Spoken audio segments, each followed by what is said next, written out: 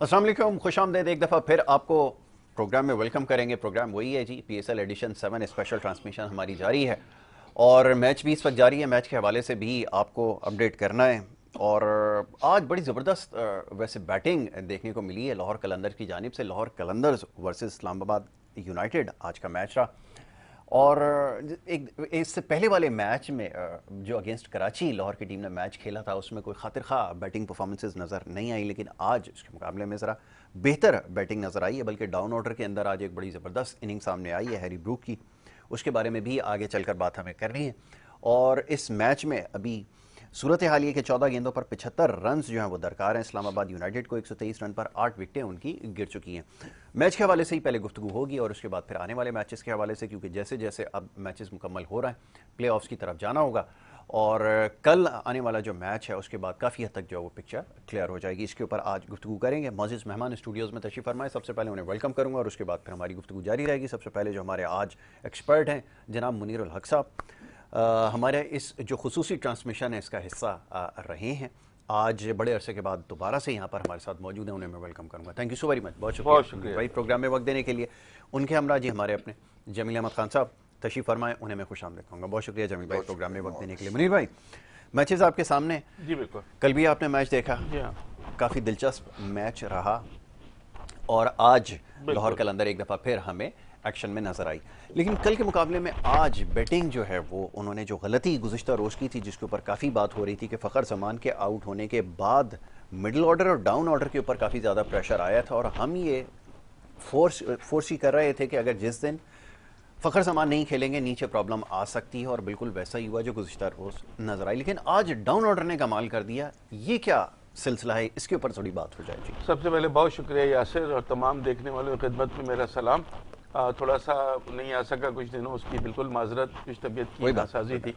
अच्छा, कल जो लाहौर के साथ हुआ था वो हम तो पहले से ही शक का इजहार कर रहे थे कि वो सिर्फ और सिर्फ जो चल रहे हैं फ़खर पे चल रहे हैं, क्योंकि अगर उनकी आप देखें उनके खिलाड़ियों की कारकर्दगी तो सिर्फ आज के मैच से पहले तक सिर्फ एक कामरान गुलाम थे कि जिनकी एक 50 थी, बाकी हफीज, डेविड वीजा, जितने इनके प्लेयर थे किसी ने भी कोई निफ सेंचुरी तक नहीं बनाई थी और कोई बड़ा स्कोर भी इतना नहीं कि कंसिस्टेंट रहे हों। तो तो हमें ये था कि जिस दिन ये जल्दी आउट हुए तो कुछ हो सकता है। वही हमने देखा एक ऐसी टीम से जो लगातार हार रही थी कराची की, उससे वो 150 रन भी चेज नहीं कर सके, जो बहुत आसान हदफ था, वो चीज तो नजर आ गई।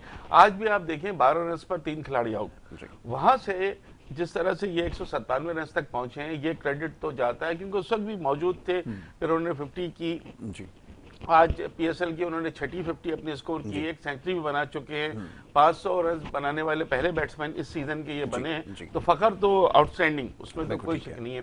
लेकिन आज दिन था हैरी ब्रूक का। हैरी ब्रूक का मैंने थोड़ा सा रिकॉर्ड देखने की कोशिश की। यॉर्कशायर काउंटी से हैं, इंग्लैंड के लिए एक T20 इंटरनेशनल खेल चुके हैं, 4 फर्स्ट क्लास सेंचुरियां हैं, लेकिन आज उनका कमाल इनिंग्स हमने देखी, एक्सेलेंट।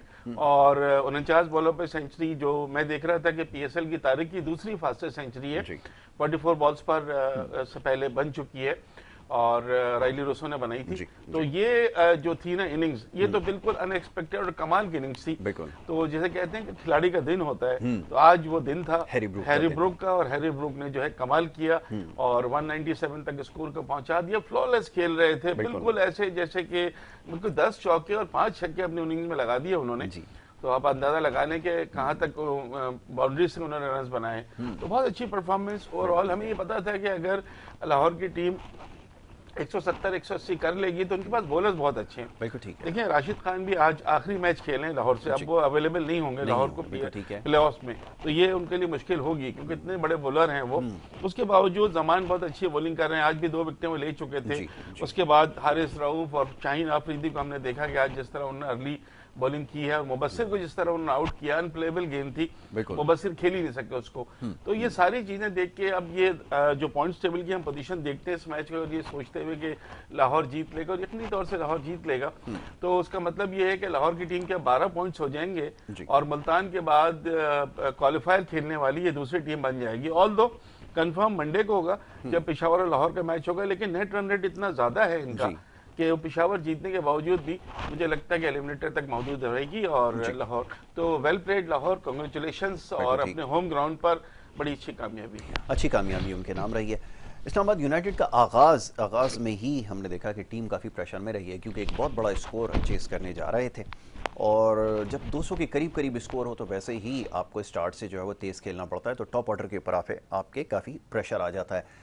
रहमानुल्लाह गुरबाज 20 रन उन्होंने किए, 11 गेंदों का सामना किया, 2 चौके लगाए, 1 छक्का लगाया, और इसी तरह फिर नीचे कोई ख़ास परफॉर्मेंस हमें नज़र नहीं आई। 12, 31, 10, 27, दानिश अजीज़ 27 के ऊपर नॉट आउट हैं, वो कि अभी कोशिश कर रहे हैं। आज़म खान भी बैटिंग करने के लिए आए, लेकिन ऐसा कोई उनकी जो है वो ख़ास आज परफॉर्मेंस नहीं रही। 10 रन उन्होंने किए, 15 गेंदों का सामना किया, और बहुत अच्छी बॉलिंग हो रही थी। राशिद खान खास तौर पे तारीफ़ करना होगी कि अनप्लेबल बॉल होता है उसका, और नीचे आकर जिस तरह उन्होंने आउट किया आज़म खान को, बहुत ही मुश्किल बॉल था।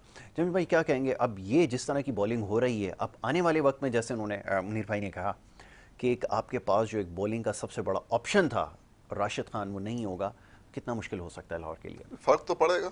देखिए बात यह है कि दो टीमें ऐसी हैं, मुल्तान सुल्तान और लाहौर कलंदर, जिनके खिलाड़ी जो है ना वो शुरू से लेके आखिर तक इनको अवेलेबल रहे, और ये बड़ा अहम नुक्ता है जिसकी वजह से आज ये देखें, वरना हम ये समझते थे कि इस्लामाबाद एक जब शुरू हुआ था ये टूर्नामेंट, तो इस्लामाबाद की टीम बहुत स्ट्रांग लग रही थी, लेकिन जिस टीम के 4-5 खिलाड़ी जो है वो देखें, आज अगर इस्लामाबाद इस नहज पर आया है ना, तो उसकी वजह सिर्फ यही है कि पॉल स्टर्लिंग उनके चले गए, मनरो अनफिट हो गए, टूर्नामेंट से बाहर हो गए, एलेक्स हेल्स जो है वो दस्तबरदार हो गए, फिर कप्तान उनके जो मेन प्लेयर थे जो परफॉर्म कर रहे थे, शादाब जो है ना वो उनको जो है ना दस्तयाब नहीं है, जीशान जमीर बाहर, तो मतलब एक आधी टीम जो मेन उनके जो वो प्लेयर थे वो जो है ना बाहर हो गए। अब जाहिर सी बात है कि जो ये टीम, लेकिन मैं मतलब 2-3 देखें, 1-2 इनिंग इन्होंने बहुत अच्छी खेली है आजम खान ने, और लेकिन आसिफ अली जो है ना, जो हम तवक्को कर रहे थे उनसे कि मतलब ये कि शादाब की गैर मौजूदगी के अंदर वो जो है ना थोड़ा सा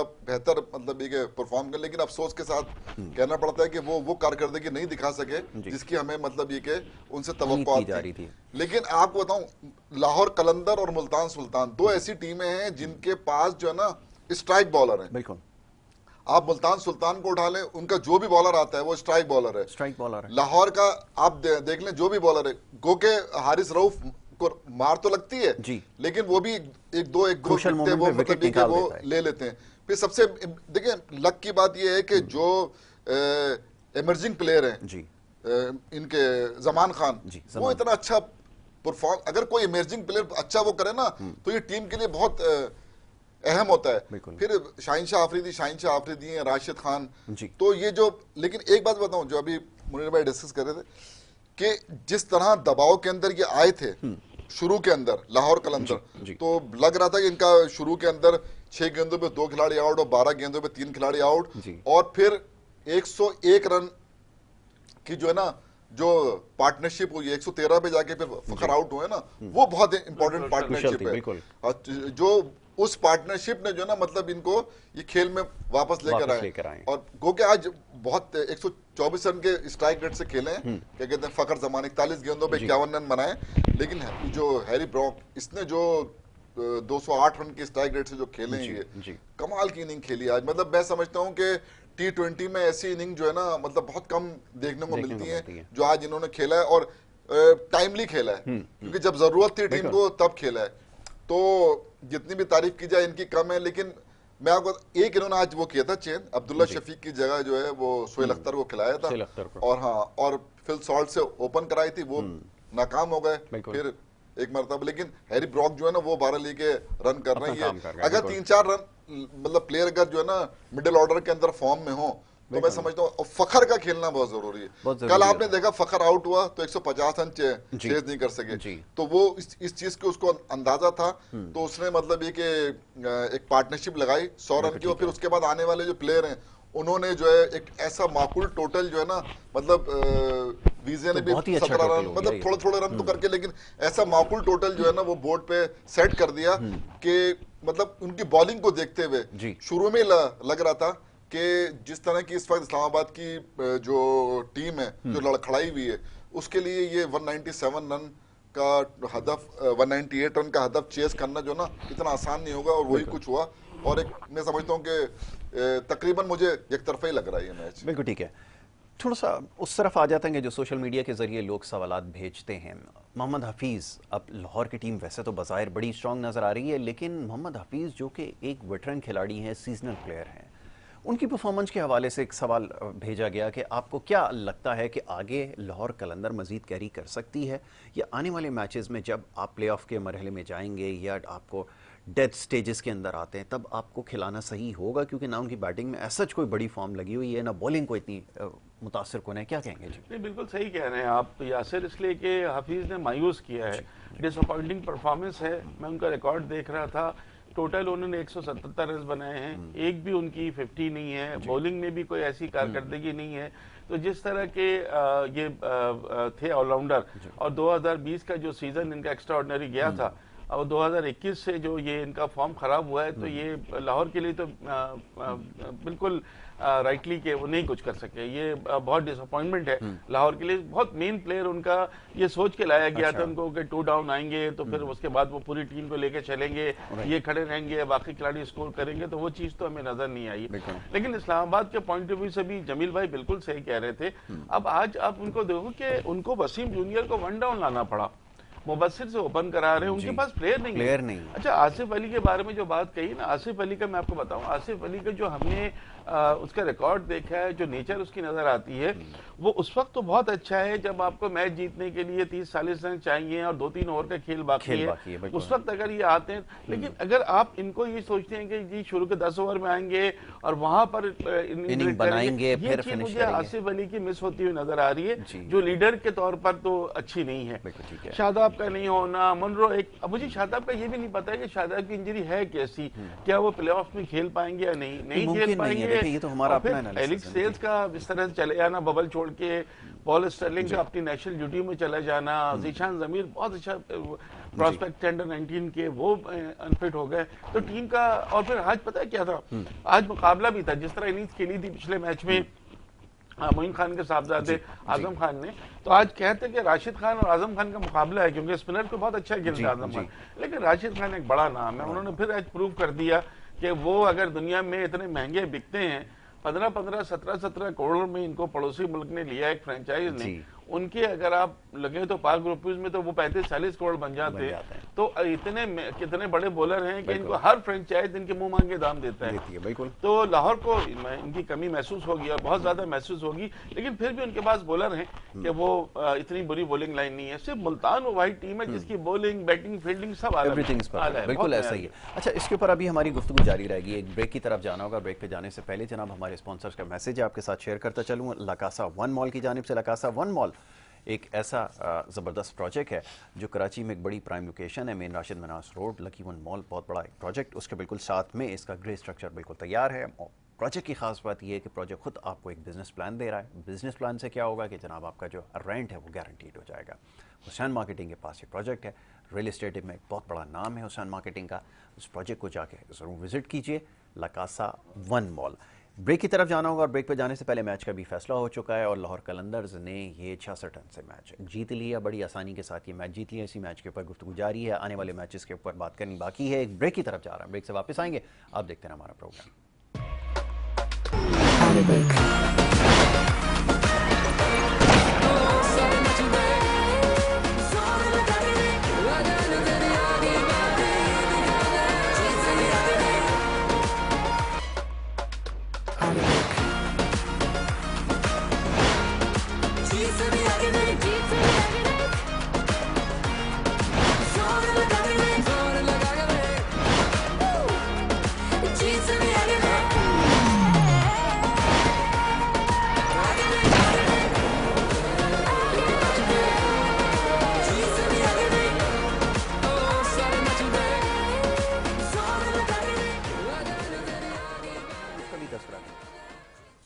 प्रोग्राम में आपको एक दफ़ा फिर खुशामदीद कहेंगे। ब्रेक पे जाने से पहले जनाब बात हो रही थी कुछ आज खेले गए मैच के हवाले से।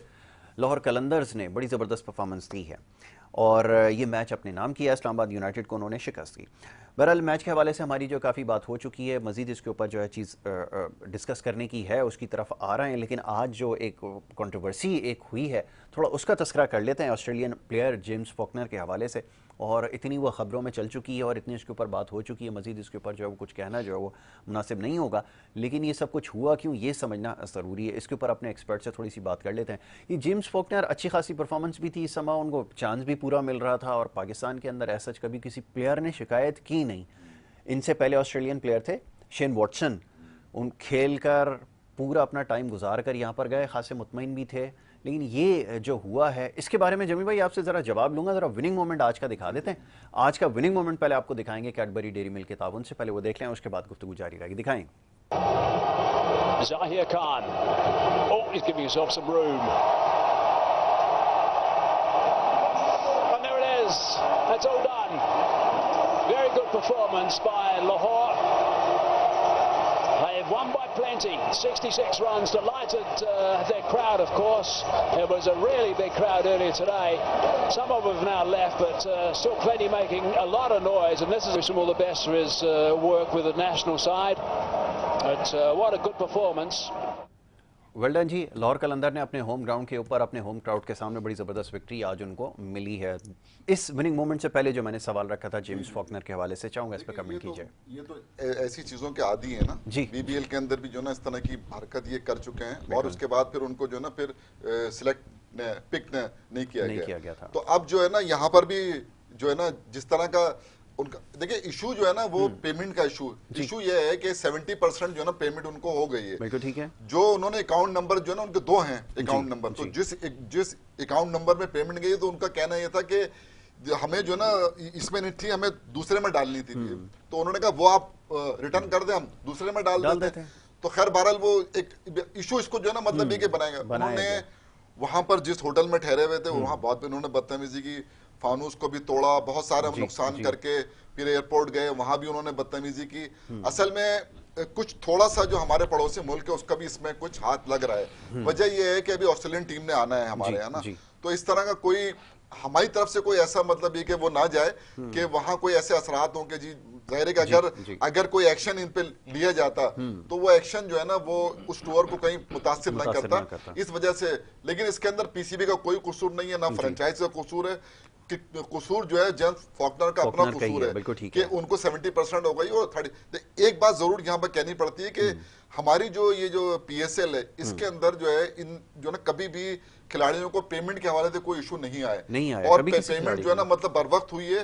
और अगर बर वक्त नहीं होती तो इतने जो हमारे फॉरनर आते हैं, ओवरसीज प्लेयर आते हैं, वो नहीं आते। तो इस हवाले से तो कम से कम जो है ना मतलब पीसीबी को क्रेडिट देना पड़ता है कि वो पेमेंट जो है ना बर वक्त, अब इनकी भी हो गई थी 30% जो है ना रह गई थी। लेकिन अब पीसीबी सोच रहा है कि 30% पेमेंट की जाए या नहीं की जाए, इसलिए कि जो नुकसान वो करके यहाँ गए हैं तो वहां जाके। लेकिन एक काम अच्छा किया कि इन्होंने कंप्लेन कर दी है, बिल्कुल ठीक है। ऑस्ट्रेलियन जो मतलब बोर्ड है उनसे कंप्लेन कर दी है ताकि ऐसा ना हो कोई मतलब ये कि नेगेटिव इसका वो जाए। तो पहले ही बता दिया कि क्या कुछ कर जाहिर सी बात है कि जो भी शवाहिद होंगे वो इकट्ठा करके वो उन्होंने वहां पर भेजे होंगे और वो जिस जो कहा जा रहा है वो यही कहा जा रहा है कि वो नशे की हालत में थे। तो ये तोड़ फोड़ और ये सारी चीजें उन्होंने जब की हैं तो इससे पहले भी ये केस बन चुका है इंग्लैंड के अंदर भी इनके पास। जी हाँ, तो मतलब वो लेकिन एक फैसला अच्छा हुआ है कि आइंदा जो है ना इनको जो बैन कर दिया गया, बैन कर दिया कि अब ये ड्राफ्टिंग होगी उसमें लिस्ट में इनका नाम नहीं होगा। ये मैं समझता हूँ कि ये एक अच्छा फैसला है ताकि जितने भी जो हमारे आते हैं ओवरसीज प्लेयर ना वो मतलब ये कि ये सारी चीजों पे मतलब गौर करेंगे। बिल्कुल ठीक है। देखिए मैं थोड़ा सा मैं ऐड कर दूं इसमें। मैं आज एक चैनल पर यूनुस खान को सुन रहा था। यूनुस खान को पता है बहुत ब्लंट है जी। उन्होंने बिल्कुल क्लियरली कहा कि नहीं पाकिस्तान क्रिकेट बोर्ड कभी पीएसएल में किसी किस्म की पेमेंट का इश्यूज नहीं है। अब या तो ये इशू है कुछ आईपीएल से रिलेटेड जो आगे जाके हो सकता है हो, इस बात में भी कुछ वजन हो सकता है। दूसरी कि बायो बबल फटीग है, ये क्या है, क्योंकि ये तो बहुत अरसे से खेल रहे हैं पाकिस्तान सुपर लीग में और इस दफा तो बल्कि उनकी फॉर्म ऑफ फिटनेस भी ऐसी नहीं थी। उनको मैं ख्याल खिलाया भी चाहता या नहीं, उस पर बहुत सारे तहफ़्फ़ुज़ात थे, इतनी अच्छी उनकी परफॉर्मेंस थी, उनकी विजन और एज के हिसाब से लग रहा था कि उनका वक्त अब खत्म हो गया है। तो बिल्कुल ये चीज़ समझ में नहीं आई कि अपना हेलमेट उठा के उन्होंने शैंडिलियर पर मार दिया और बदतमीजी की, और एयरपोर्ट गए तो वहाँ भी उनका वो सिलसिला चलता रहा। किसी की फटीग थी या कोई प्लानिंग थी, लेकिन इसमें ना बिल्कुल सही है कि पाकिस्तान क्रिकेट बोर्ड ने बड़ा तरीके से काम किया, अपना एक स्टेटमेंट जारी किया, उसमें उन्होंने बताया कि जो इनके एजेंट थे उनको किस तरह से पैसे ट्रांसफर जिस अकाउंट में कहा गया किए गए, 70% सबको दे दिए गए, 30% टूर्नामेंट खत्म होने के विदिन 30-40 डेज जो दिया जाता है वो है। तो कोई चीज़ ऐसी नज़र नहीं आ रही, या तो ये कि वाकई वो कुछ उन्होंने नशे की हालत में कुछ किया है, कोई बायो बबल फटीक है, या फिर पीछे किसी ने वरगला है। तो इस तरह की कोई चीज़ लग रही है जो आगे जाके पता चले। बिल्कुल ठीक है। तो प्रोफेशनल प्लेयर्स के लिए ये सब कुछ, और इस फटीक का तो खैर प्लेयर इतना आदी हो जाता है कि इन सारी चीज़ों की गुंजाइश रहती नहीं है। इससे मुश्किल कंडीशन में हमारे बच्चे खेल कर आए, उनको सलाम है, क्योंकि बच्चे बिल्कुल सीधे हैं, ज़ाहिर है वो ज़्यादा बात नहीं कर सकते। न्यूजीलैंड में जो कुछ हुआ, न्यूजीलैंड के टूर में सख्त टूर थे, और जिस तरह हमारे लड़कों ने वहां जाके और सीरीज कंप्लीट करा कर आए, तो कोई ऐसी और ये इतना सख्त भी नहीं है, बिल्कुल ऐसा ही, इतना सख्त भी नहीं है। हमें पिछले साल का जो है ना, हमें हमारे तो बच्चे बिल्कुल आइसोलेट थे, आधा जो है ना पीएसएल वहां जाके कराना पड़ा था, तो इन चीजों को मद्देनजर रखें, ठीक है, तो फिर तो सही फैसला है। अच्छा, वक्त कम है, पॉइंट्स टेबल की तरफ आ जाते हैं, जरा पॉइंट्स टेबल का तस्करा हो जाए उसके बाद। आज जो मैच जीती है ना लाहौर की टीम, उसके बाद अब लाहौर के 12 पॉइंट्स हैं और प्लस 0.85 उनका नेट रन रेट है। पेशावर की टीम के भी 10 पॉइंट है, उनका भी एक मैच बाकी है लाहौर से। अगर लाहौर को हरा भी देते हैं तो क्योंकि नेट रन रेट इतना कम है, उनका माइनस 0.38 है, तो इसका लग ये रहा है कि अब पॉइंट्स टेबल की जो अहमियत है वो थोड़ी सी कम होती जाएगी, क्योंकि मुल्तान और लाहौर ये लग रहा है कि क्वालिफायर के लिए क्वालिफाई कर चुके हैं, और इस्लामाबाद और पेशावर जो है एलिमिनेटर वन में खेलेंगे। अभी तक ये आ रही है, टेक्निकली तो टीमें इन है, अभी तो कोयटा भी इन है और पेशावर भी पहुंच सकती है, लेकिन जो नेट रन रेट की पोजीशन हम देख रहे हैं ना, उसके तबाह से अब number 1 Multan, number 2 Lahore, number 3 Peshawar और नंबर 4 हो सकता है इस्लामाबाद हो, बट ये कल के मैच के बाद फाइनल होगा। लेकिन 1-2 को ऑलमोस्ट कंफर्म हो गया, 1-2 का हो गया। अब कल थोड़ा से मैच के हवाले से बात हो जाए। अब क्वेटा ग्लैडिएटर्स के बारे में बात हो रही है, क्योंकि कराची तो बिल्कुल आपने उसको जो है वो टूर्नामेंट से बाहर हो चुकी है। क्वेटा के कितने चांसेस बाकी हैं, ये देखने वाले जानना चाह रहे हैं कि क्या आपके ख्याल में कि कल कराची किंग्स के अगेंस्ट जा रहे हैं। कराची किंग्स क्योंकि अपना मैच जीत चुकी है और निस्बतन बेहतर परफॉर्मेंस रही है, वो जो इससे पहले 2 हारे गए मैच के अंदर भी हमने देखा है कि परफॉर्मेंस बेहतर हो गई है। क्या कहेंगे जमील भाई? नहीं, अगर आप नेट रन रेट देखते हैं ना, तो वो तो बहुत कम है क्वेटा का भी, लेकिन जिस तरह कराची ने आखिर के 3 मैच खेले हैं, तो आप ये नहीं कह सकते कि कराची की टीम बिल्कुल ही मतलब ये कि एक तरफा मैच होगा एकदम जो ना मैच। जाहिर है क्वेटा को बड़े मार्जिन से जीतना होगा, जो कि इसमें सिवाय 2-3 मैचों के तमाम मैचेस जो हैं वो करीबी मतलब क्लोज ही गए हैं। तो इसलिए हम मतलब ये हाँ, अब क्रिकेट है, क्रिकेट को कहते हैं ना गैर यकीनी इत्तेफाकात का खेल है। तो कल का जो मैच है वो बड़ा इंपॉर्टेंट मैच है, जो कि दोपहर में 2 बजे कोटा का मैच जो है ना कराची से, समझे। तो ये इस मैच के बाद जो है ना इनके मैच कंप्लीट हो जाएंगे, दोनों के 10-10 मैच हो जाएंगे। फिर शाम को जो मैच है वो बहुत अहम मैच है, मुल्तान सुल्तान वर्सेस इस्लामाबाद यूनाइटेड। अगर वो जीतते हैं, मिसाल तौर पर इस्लामाबाद की टीम चूंकि इस वक्त जो है ना टूट फूट का शिकार है, हमने आज भी देख लिया, कल भी देख लिया। मुल्तान की टीम इसमें जाहिर है फेवरेट है, तो मुल्तान अगर जीतती है तो वहां से उनका भी रन रेट जो है ना उससे फर्क आएगा, और यहाँ से अगर कोयटा जीतती है अच्छे मार्जिन से तो इनके रन रेट पे भी तो सही मायनों में फैसला जो है ना वो कल ही होगा। कि मतलब ये कि अगर कोयटा जीतती है और वहां से वो हारती है तो पॉइंट तो बराबर हो जाएंगे 8-8 दोनों के, इस्लामाबाद के और कोयटा के, फिर रन रेट पे। लेकिन 3 टीमें आ गई हैं। इन शॉर्ट कर लेते हैं, कल जो कोयटा और कराची का मैच है वो रस्मी कार्रवाई होगा, क्योंकि कराची की टीम तो कोशिश करेगी कि यार एक और मैच जीते, और कोयटा की टीम को चूंकि बहुत मार्जिन से हराना है, इसलिए उसमें इतना कुछ नहीं है। हाँ, इस्लामाबाद को मुल्तान सुल्तान के लिए जरा फाइट करनी पड़ेगी कि जरा लग यही रहा है कि टॉप 4 का तयन हो गया है, हो चुका है, और 2 क्वालिफायर में पहुंच गए, इस्लामाबाद लाहौर और पेशावर, और लाहौर और मुल्तान, और इस्लामाबाद पेशावर जो है वो एलिमिनेटर 1 में ठीक हो गया जी, नजर आ रहा है। ठीक है जमील भाई, thank you so very much, बहुत शुक्रिया आपका प्रोग्राम में वक्त देने के लिए। मुनीर भाई आपका बहुत शुक्रिया, आपने प्रोग्राम में हमें वक्त दिया और बात हुई जनाब आज के मैच के हवाले से और आने वाले मैचेस के हवाले से। कल क्योंकि डबल हेडर है, कल के हवाले से इंशाल्लाह फिर कल प्रोग्राम जब होगा तो उसमें तफसील से गुफ्तगू की जाएगी। यहाँ पर इजाज़त लेने का वक्त है, लेकिन उससे पहले जो हमारे स्पॉन्सर्स हैं उनका मैसेज आपके साथ शेयर करता चलूँ। ज़मीन.com प्रॉपर्टी की ख़रीद और फ़रोख्त के लिए बेहतरीन पोर्टल है। इस वेबसाइट के ऊपर आप जाइए, जायदाद के हवाले से, ज़मीन के हवाले से कोई भी इंफॉर्मेशन आपको चाहिए, इसके ऊपर तफसील सारी मौजूद है। हर महीने 55 लाख से ज़्यादा व्यूज़ इसको मिल रहे हैं। इस वेबसाइट को ज़रूर विज़िट कीजिए, ज़मीन.com नाम याद रखिए। इसी बात के साथ हम आपसे इजाज़त लेंगे। अपना बहुत ख्याल रखिएगा। मोहम्मद यासर को और हमारी टीम को दीजिए इजाज़त। अल्लाह ने के बाद।